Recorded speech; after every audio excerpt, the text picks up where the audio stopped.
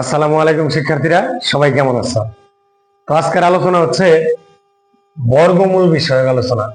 তো এখানে একটা সংখ্যা লেখা আছে 23.24। সংখ্যাটির 2 দশমিক স্থান পর্যন্ত বর্গমূল নির্ণয়। তো এটা সপ্তম শ্রেণীর অনুশীলনী 1.2 এর একটি আলোচনা। ওখানে 2 দশমিক স্থান পর্যন্ত বর্গমূল, 3 দশমিক স্থান পর্যন্ত বর্গমূল, এরকম কিছু বিষয় আলোচনা করা হয়েছে। তো যে শিক্ষার্থীরা এই বিষয়টা কম বুঝো বা অনেকের বোঝার সমস্যা আছে, তাদের জন্য আজকের আলোচনা তোমরা মনোযোগ সহকারে দেখবে। তো প্রথমেই কিছু তথ্য জানতে হবে। যখন 2 দশমিক স্থান পর্যন্ত বর্গমূল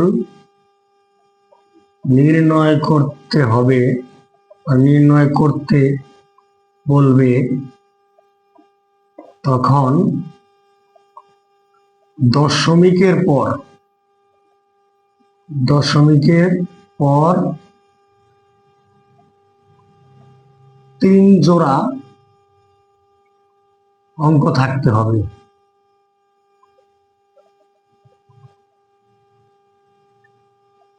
তো খেয়াল করো, আমাদের এখানে দশমিকের পর আছে 1 জোড়া। তাহলে স্যার 3 জোড়ার কথা বললেন, কিভাবে 3 জোড়া মিলাবো? বাকিগুলো আমরা শূন্য দিয়ে মিলিয়ে নেব। আমরা যদি এটা প্র্যাকটিক্যালি করি, খেয়াল করো এখন যে কাজটা আমরা করব, 23.24 3 জোড়া মিলানোর জন্য আমরা বাকি 2 জোড়া শূন্য বসাই নিলাম। এখন খেয়াল করো, 1 জোড়া, 2 জোড়া, 3 জোড়া আছে। ডান পাশে খাড়া দাগ দিতে হয়। তোমরা ভাগ প্রক্রিয়ায় বর্গমূল নির্ণয় অনেকেই জানো, যারা না জানো তারা আজকে ভালো করে দেখবে, শিখে নিবে। ডান পাশে এরকম খাড়া দাগ দেওয়ার পরে এরকম ডান দিক থেকে জোড়া জোড়া মিলিয়ে নিতে হয়। তো আমাদের শর্ত হচ্ছে দশমিকের পরে 3 জোড়া থাকতে হবে। দশমিকের আগে যত সংখ্যাই থাক, দশমিকের ডানে 3 জোড়া অঙ্ক যেন থাকে। তো আমরা অঙ্ক শুরু করব বাম পাশ থেকে। আমাদের যেহেতু বর্গমূল, চিন্তা করার বিষয় হচ্ছে এখানে আছে 23। কোন সংখ্যার বর্গ করলে 23-এর কাছাকাছি যায়? যেমন তোমরা এরকম জানো যে 5-এর বর্গ 25, যা 23-এর চেয়ে বেশি। বেশি তো নেওয়া যাবে না। 4-এর বর্গ 16, যা 23-এর কাছাকাছি, নিকটবর্তী বর্গ সংখ্যা।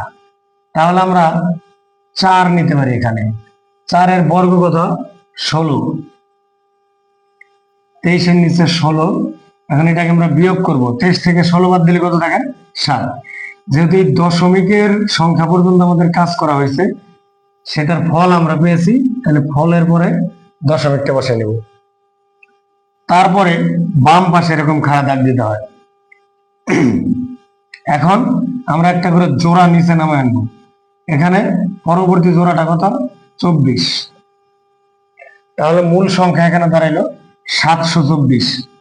আরেকটা নিয়ম তোমাদের জানা থাকার কথা, এখানে আমরা প্রত্যেকবার বর্গমূলের যে ফল পাবো তার দ্বিগুণ এ পাশে নিয়ে আসতে হবে। তাহলে 4-এর দ্বিগুণ কত? 4-এর দ্বিগুণ হচ্ছে 8। এখানে এরকম একটা জায়গা, এক অঙ্ক লেখার জায়গা ফাঁকা রাখবো আমরা। এখন সবচেয়ে গুরুত্বপূর্ণ যে বিষয়টা আমাদের মাথা খাটিয়ে হিসাব করতে হবে, সেটা হচ্ছে এমন একটা অঙ্ক তুমি চিন্তা করবে যে অঙ্ক এই জায়গায় বসাতে হবে, এই জায়গায় বসাতে হবে। একই অঙ্ক বসানোর পরে যা বসাইলাম তা দিয়ে এই পুরো সংখ্যাটাকে গুণ করব। করার পর যেন এই 724-এর কাছাকাছি যায় বা সমান হয়। তো সমান না হলেও কাছাকাছি যেতে হবে। আমরা এরকম যদি মনে মনে চিন্তা করি যে এখানে আমরা 5 বসাইলাম, তাহলে এখানে অবশ্যই কত বসাইতে হবে? 5 বসাইতে হবে। যদি এখানে আমরা 8 বসাই, এখানে কি করতে হবে? 8 বসাইতে হবে। তো এখানে যা বসাবো এখানে তাই বসাবো, এবং এই 8 যদি এখানে বসানো হয় এখানে 88 হবে। 88-কে কি করতে হবে? 8 দ্বারা গুণ করতে হবে। তোমরা ক্যালকুলেটারে করতে পারো, কিংবা একটু সাইডে রাফ করে নিতে পারো। এরকম রাফ খাতার পাশে রাফ করে নিবে।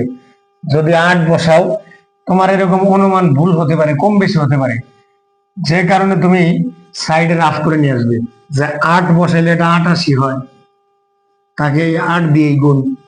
তো আমরা যদি এটা গুণ করি, 8 8 64, 4 হাতে 6, 8 8 64 আর 6 70, কত পাইছি? 704। খেয়াল করো এখানে 724, এটা 704, যা এটার কাছাকাছি। তাহলে আমরা কত বসাইতে পারি? 8। 8 দিয়ে এটাকে গুণ করে কত পাই? 704।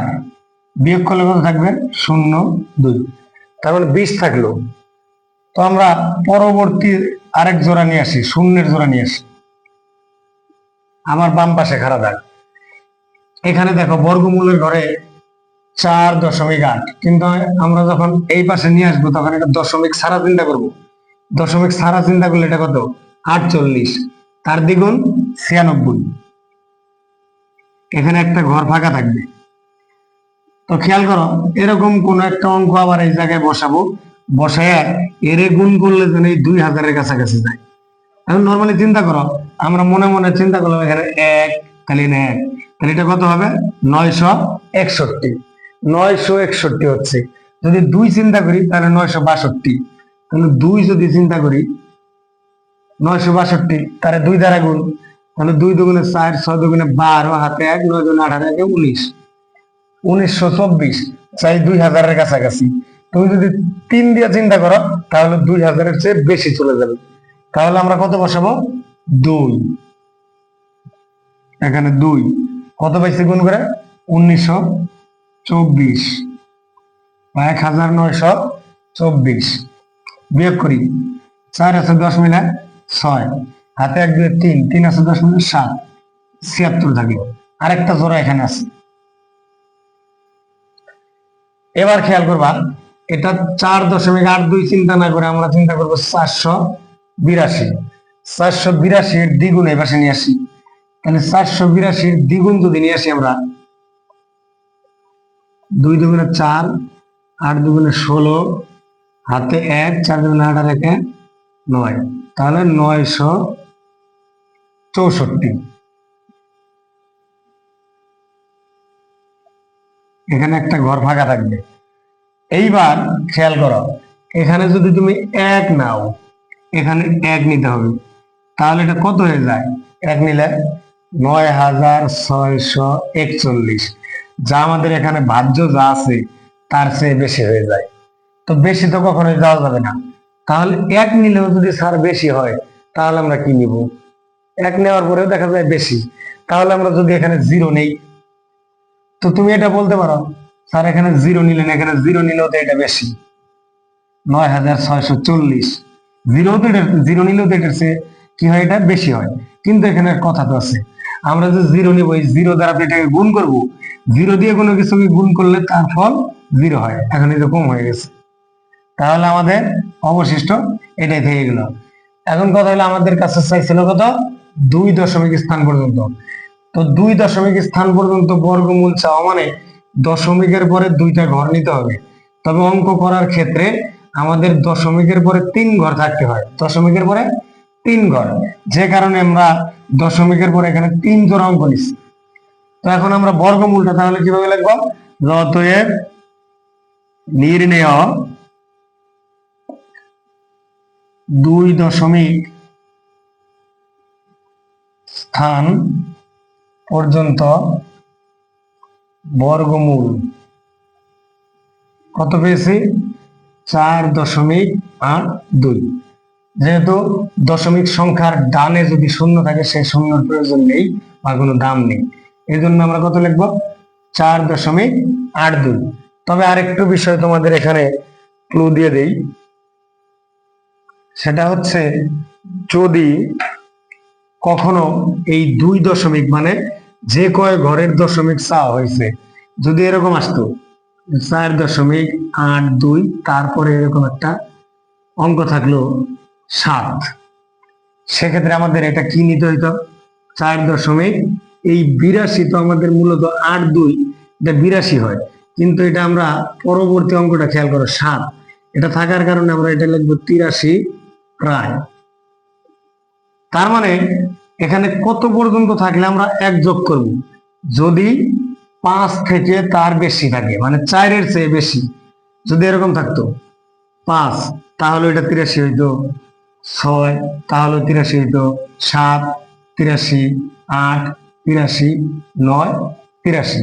মানে 5 বা তার উপরের কোনো অঙ্ক যদি এর ডানে থাকে সেটা 82 না থেকে 83 প্রায়, আর তার চেয়ে কম যদি থাকে 4 তাহলে আমরা 82 লিখতে পারি। যদি 3 থাকে 82 লিখতে পারি, যদি 2 থাকে 82 লিখতে পারি, যদি 1 থাকে 82 লিখতে পারি, যদি 0 থাকে 82 লিখতে পারি। অর্থাৎ যে কয় ঘর পর্যন্ত আমাদের বর্গমূল চেয়েছে তার পরবর্তী অঙ্ক 0 থেকে 4 পর্যন্ত থাকলে তাহলে এই 2 ঘরে যা আছে, 2 ঘরে যা আছে তাই থাকবে। আর যদি 4-এর উপরে মানে 5 থেকে 9 পর্যন্ত থাকে, তার ডানে 2 ঘরের ডানে যদি 5 থেকে 9 পর্যন্ত থাকে তাহলে 1 যোগ করে দিতে হয়, 1 যোগ করে দিতে হয়। সাপোজ কোন জায়গায় তুমি পেলা 9.37, তারপর একটা 6, তাহলে এটা 37 না লিখে লিখবা 38 প্রায়, 9.38 প্রায়। কারণ এই যে 5 বা তার উপরে আছে, 6 আছে, যদি 5-এর নিচে থাকে 0 1 2 3 4 তাহলে আমাদের এই 37ই থাকতো। আশা করি এই আলোচনাটুকু তোমরা খুব ভালোভাবে বুঝতে পেরেছো। না বুঝলে রিপিট আবার দেখবে, তাহলে ব্রেনে ঢুকবে। সবাই ভালো থাকবে, ধন্যবাদ।